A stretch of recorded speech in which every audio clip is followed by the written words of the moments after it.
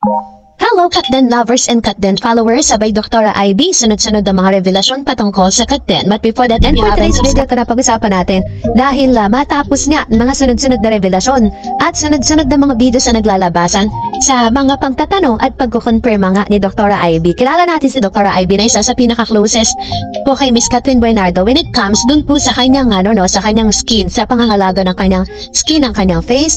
At si Miss Catherine Bernardo rin ang sumusubok sa ilan sa mga panibagong mga parang ino-offer nitong si Doktora Ivy. So, talagang, talagang regularly, talagang pumupunta dyan si Miss Cat. And also, syempre, na-establish na rin, or parang nagkaroon na rin sila ng, isa rin si Doktora Ivy sa masasabi nating circle of friends ni Miss Catherine, Kaya naman, dahil po dito, binalikan natin ang ilan sa mga video ni Doktora Ivy kung saan sinadyapan niya si Alden Richards, prior po dun sa pangyayari na kung saan pumunta si Mr. Alden Richards at si Catherine sa Canada. Let's watch this.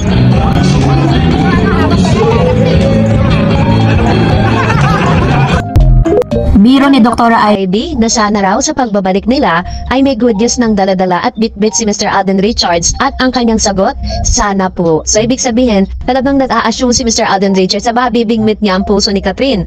So dahil dito, nakita naman natin yung effort ni Mr. Alden Richards kung paano niya alagaan, kung paano niya talagang sinamahan si Catherine, kung paano po naging deep yung kanilang relationship. Hindi lang po dahil may pelikula sila, but of course, dahil matagal-tagal at na-establish na rin yung friendship nila mula pa sa Hello Love Again, Hello Love Goodbye. And aside from that, isa rin sa mga confirmation, talagang dun si Doktora Ivy at sa mga circle of friends ni Miss Catherine ang magpapatunay na talagang there's something special between them. So, balikan din natin ito. Ay, pinapasok mo sa akin.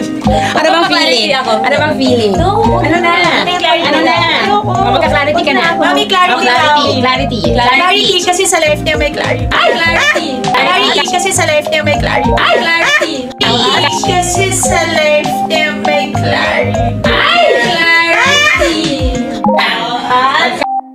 Kung mapapansin po ninyo yung naging reaction ni Miss Catherine Bernardo na halos namula ang mga mukha ni Miss Catherine at panay ang sulyap niya kay Miss Ma Salvador dahil nga syempre hindi niya ina-expect na sasabihin ito ni Mr. or ni Miss Ma Salvador during those times. So isa lang ito sa mga manifestasyon na hindi dapat tayo magduda at wala po katotohanan yung sinasabi ng ilang mga online articles na porket hindi nakikita or walang sightings sa magkasama si Miss Catherine at Alden Richards, totoong wala na talagang pag-asa pa at binasted na daw di umano ni Miss Catherine itong si Alden, So, kaya nga sabi ng mga Katden kapit lang. Kasi darating din tayo sa point na parang sasaya din tayo muli kahit po may mga kanya-kanya silang mga projects na gagawin this year. Kasi sabi nga ng mga Katden fans na technically, hindi naman talaga sila ang magka-lab team. Hindi naman talaga sila officially magka-lab team dahil unang-una magkaiba sila ng network.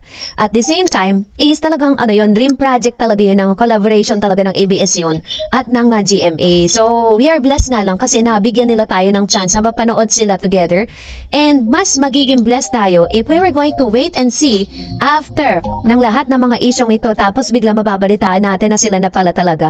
So, ganun po natin na dapat dapat nilulook forward yung nagiging future ng Katden. So, kapit lang.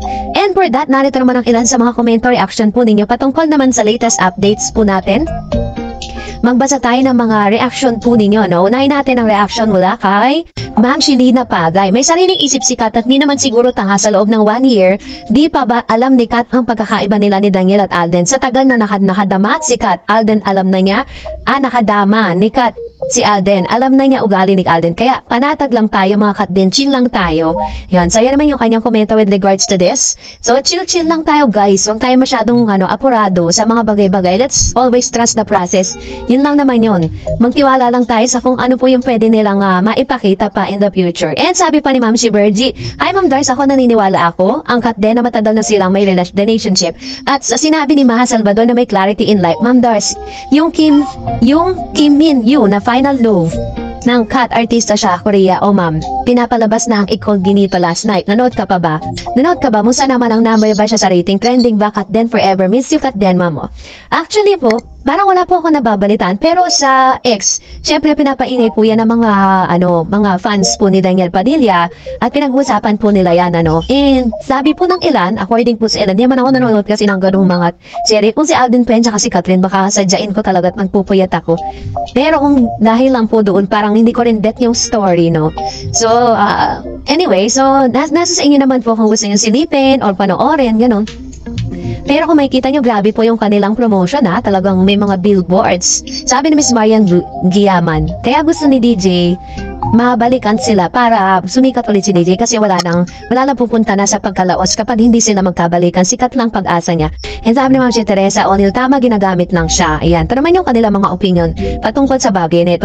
Ay, hindi, Kasi parang matitest naman talaga yung sincerity ni Mr. Daniel Padilla. Pagkatapos ng kanilang hiwalayan, mag-open up siya sa public at makikita natin. Tingnan po si Mr. Richard Gutierrez, diba? Pinagtanggol niya itong si Barbie Imperial patungkol sa cheating issue nila kay Miss Sara. Yun naman pala, matagal nang hiwalay si Sara at saka si Richard, tsaka palang pumasok sa buhay nila si Miss Barbie. And sabi ni Miss Ada Sagay, hindi pwedeng ilabas sa Netflix ang HLA hanggat nagsishowing pa sa cinema at sa ibang bansa.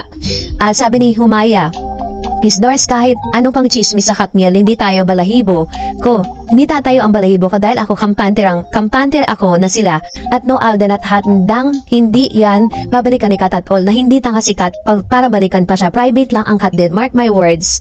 God bless po. Ayan. Tanong yung kanyang komento with regards to this. Sabi, hindi raw siya magkikringe, hindi mag-goosebumps, diba, sa mga balita na yan. Kasi, kahit naman po yung mga fans ni Daniel, parang hindi rin sila naniniwala na garang nga meron pong suyuan na nagagana. Parang si Christy Permin lang talaga yung nagsasabi nun.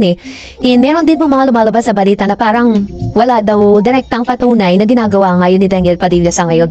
And sabi ni Ma'am Shi Marie Teslazo, pambulabog lang yan sa mga fans ng Kat din. Magjowa na yan sila at Alden. Ayan, tama naman. Sabi ni Miss Jo Jose Ranilo, tama lang yan. Go God bless Kat din. Alden protect Kat from. Ayan, so ito naman po yung kanyang komento with regards to this.